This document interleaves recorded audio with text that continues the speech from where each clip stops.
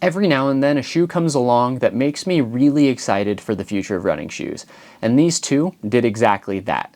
Today we're going to break down the Adidas EVO SL versus the New Balance Rebel V4. What's up everybody, I'm Eric McIntyre, aka Rad Dad Bod, and you're watching Rad Dad Bod TV, where we review running shoes. Now today, like I said, we're evaluating the EVO SL versus the Rebel V4 as per the request from my comment section on some of my other comparison videos. Now if it is your first time watching one of my reviews, you may notice some timestamps below. Feel free to jump around to the various parts of this comparison, but if you do so, I'd sure appreciate it if you come back and watch the full thing when you get it, as I put a lot of time and effort into these videos. Now, if you've been watching for a while and you're still not subscribed, please consider hitting that subscribe button and turning on notifications, as I release videos every Monday, Wednesday, and Friday. But lately I've been doing daily videos for 2025. And as always, if you like what you see today, please consider hitting that like button and letting me know in the comments what you enjoyed most or what other comparisons you'd like to see. Now, just to kick off this video, let's talk about some disclaimers and disclosures. And with this one, there actually are none. I purchased both of these shoes with my own money. I have received shoes from both of these companies before, and I have done reviews for them in the past. That being said, I've never received money for the purpose of review. None of my reviews are paid, nor am I ever asked to include these shoes in these types of videos. No one watches my content beforehand, gives me talk tracks, anything like that. All thoughts are entirely my own. And with that out of the way, let's get to the intended use of these shoes. Now, both of these are what I would consider lightweight daily trainers. The Rebel V4 was the #2 lightweight daily trainer last year for me, beat barely by the Hyperion 2. And so far, the EVO SL is the #1 lightweight trainer for me in 2025. Though off the top of my head, I actually don't know that I've tried another lightweight trainer so far this year. So it's default one, but I have a feeling it's going to be very, very hard to beat. Now, lightweight daily trainers are kind of a subcategory of daily trainers, so you can use them for daily miles, easy runs, standard miles, long runs, a little bit of everything. The difference is usually a lightweight daily trainer has some type of either supercritical foam or more responsive foam underfoot, and then the weights of the shoes, obviously lightweight trainer or lightweight up-tempo trainer, it's in the name. These are a little bit lighter, and they really are, in my opinion, like old school racing flats. So they're a little bit lower stack. They're meant to be utilized in a number of different use cases, but a lot of the times they're really nice shoes to use for like track sessions, honestly, where you're going to get some good ground feel, but still be very, very responsive, and then super light on foot. Now, from a price perspective, these shoes are pretty close in price, with the EVO SL coming at $150 and the Rebel V4 coming at $140. And frankly, these are two of the shoes that are going to be the best bang for your buck, hands down, when it comes to running shoes. Like, they have no business being this cheap, to be honest. Now, that doesn't mean that shoes don't have flaws, and we'll talk about what those flaws are. But as far as like the speed and versatility you get out of these shoes for that price, they can do a little bit of everything and do it pretty freaking well. And so it's hard to beat that, in my opinion. Now, moving to the specs, the SL comes in at 8.1 ounces and 230 grams. Meanwhile, the V4 comes in at 7.4 ounces and 210 grams.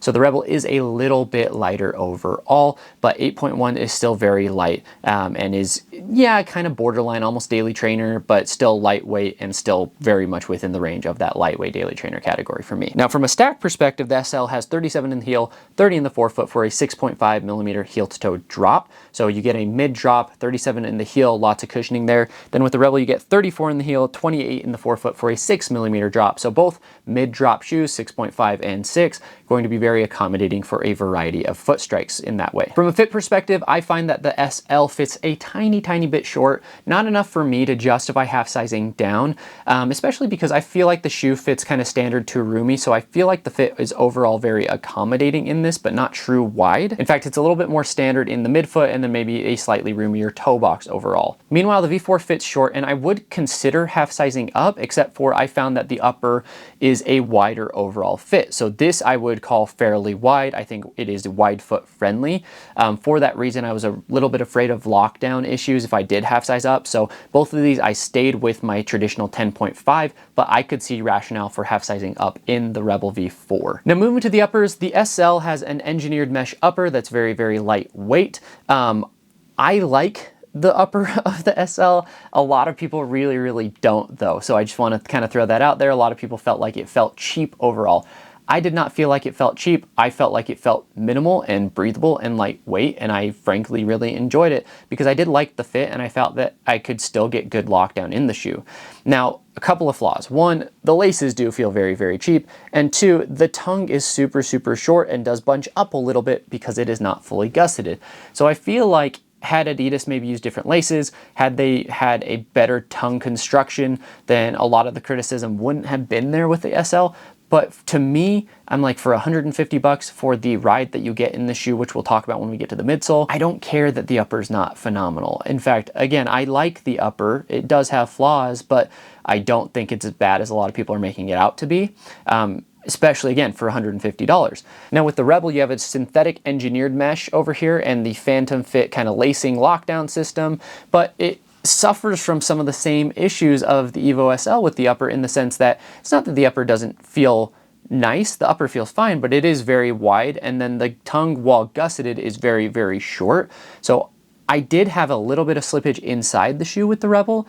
It was kind of hard to get the right lockdown that you wanted. I didn't need necessarily a runner's knot, but the main reason I didn't do a runner's knot was because the tongue was so short that it didn't quite work. So, you know, there were some overall lockdown issues in the Rebel with the upper, but the upper probably felt a little bit more premium than the EVO SL.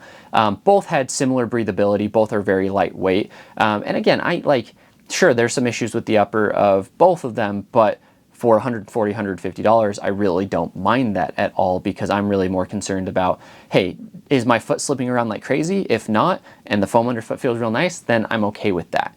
Speaking of, moving to the midsoles, for the SL, you have Light Strike Pro, which is a TPEE based, which is a supercritical TPEE foam, I believe, if I remember correctly, and it is very, very responsive. Like, this is the racing foam that they use, and it does have a nylon shank in there to add a little bit of stability, but this foam is not quite as soft and squishy nor responsive as the foam that they actually use in the Pro 4. So it is a little bit firmer than that foam that's used in the Pro 4, but it's still soft, and it feels kind of dead when you're first walking around in it. But once you start running in it and once you pick up in the shoe, you start to notice that, like, hey, you can really hit some fast paces in this shoe, and the shoe wants to go fast. So this midsole is versatile enough to go long, it's versatile enough to go fast, to go short. I did 200 meter, 400 meter repeats in the shoe. I did long runs, I did tempo runs, I did easy runs, right? Everything felt comfortable in this shoe. That foam is soft yet supportive and very responsive, very fast to me. Now, meanwhile, over here in the V4, you have a fuel cell foam, which the exact percentage of this is not specified, but it is an EVA and PIBA blend. So also a somewhat super foam. The foam is very soft, very squishy, and very unstable, but very responsive. It's one of my favorite overall underfoot feels. The main difference, because this is kind of the same thing, you can go fast, you can go long, you can go easy, right? It's soft enough and comfortable enough to slow down, but it's responsive enough to pick up. So you could do 200s, 400, everything in the shoe, and I have done workouts in the shoe. The main difference between these two is I feel like the extra stack in the EVO SL plus the slightly firmer and the more supportive foam allows this to be more comfortable on long runs, and the V4 I feel like does bottom out more in that like 12 to 13 mile range. You could take it longer, but you're maybe not going to be quite as comfortable. I could race a full marathon in the EVO SL. Like, that's how confident I am in this. I could probably race a half marathon in the V4, but anything below that feels super fun, super phenomenal. Neither of the shoes are very stable, by the way. I would say between the two, the EVO SL is a little bit more stable, but it's certainly not a stability shoe, and I still would not necessarily recommend it for overpronators. I find the Rebel to be fairly unstable. It is a wider shoe, but that foam is a little bit erratic and fun, but again, if you need stability shoes, probably not the right shoe for you. Now, moving to the outsoles, you have the Continental rubber on the EVO SL, and then you kind of just have that durable New Balance rubber on the Rebel V4. I did have a little bit of durability concern over time with the Rebel V4 outsole, and I found it to be pretty good, but a little bit slick sometimes if it was really slippery outside. Meanwhile, over on the EVO SL, Continental rubber has a really good reputation, but for whatever reason, it did not come through on the EVO SL, and the EVO SL is a little bit slippery, so that is consider. Now, both of these shoes I have run in the rain or on wet roads, and again, they're not the most grippy, but I'm also like not slipping and sliding everywhere. It's just occasionally I might hit like a slick spot and might feel that kind of underfoot. But all in all, the outsoles are holding up pretty good. I have about 40-ish miles on the EVO SL, and I think about 50-ish miles on the Rebel V4, and yeah, you can see some wear and tear, but nothing dramatic, nothing crazy. Now, as far as my choice between these shoes, I'm probably going EVO SL because frankly, I feel like the EVO SL takes everything that is good about the Rebel V4 and just kind of levels it up just slightly, right? I think the increased versatility because of the more supportive foam overall, allowing you to go long, yet still not sacrificing that fast, being a little bit more stable, having a better overall fit, it just kind of edges it out. And it's similar, like all those reasons are why the V4 was only the second favorite lightweight trainer for me versus not the favorite lightweight trainer for me last year, because I kind of feel like, if I'm being honest, like the EVO SL is a hybrid between my two favorite lightweight trainers of last year, which were the Rebel V4 and the Brooks Hyperion 2. So it kind of sits in the middle there. You get a little bit more stability, a little bit more structure, a little better fit, all those things, yet you still get the responsiveness and ability to go long and to go fast. So for me, I go EVO SL, but especially with the Rebel V5 coming out later this year, I'm not sure exact release date, the V4 is going to be going on sale soon. And if you can get this for like $100 or less, that is crazy, crazy value for a shoe. This was really one of my favorite shoes of last year, probably in my top 5, especially if we're not including race day shoes. I would say this was probably in my top 5 overall from 2024. So just some final thoughts. I really don't think you can go wrong with either of these shoes. Lightweight trainer category, it's my favorite category. I think it's super underrated. I think everyone looks at standard daily trainers, everyone looks at max cushion shoes, but like lightweight trainers, man, you can race in them, you can do speed workouts in them, you can run daily in them. They tend to just give you the most bang for your buck, in my opinion. I really like to have something light, nimble, and fast on my foot as opposed to overly cushioned. So this is where I tend to go and where I tend to gravitate personally. So every foot is different. I completely understand that, but I think it's just hard to beat these two shoes. Now, if you're still here, I sure appreciate it. Please take a second and like the video, leave a comment, let me know what you enjoyed today or what other comparisons you'd like to see. This comparison was requested in my comment section. I hadn't been thinking of doing this review or this comparison, but because of that comment, I decided to do it. So let me know if there's shoes that I've reviewed in the past, you want to see those comparisons. Happy to record those comparisons for each and every one of you. And again, if you haven't already hit the subscribe button, turn on notifications, please do so now. And as we wrap up here, I'll leave you with a question as always, which is, what was your favorite lightweight trainer of 2024? Let me know in the comments below. Thanks everybody.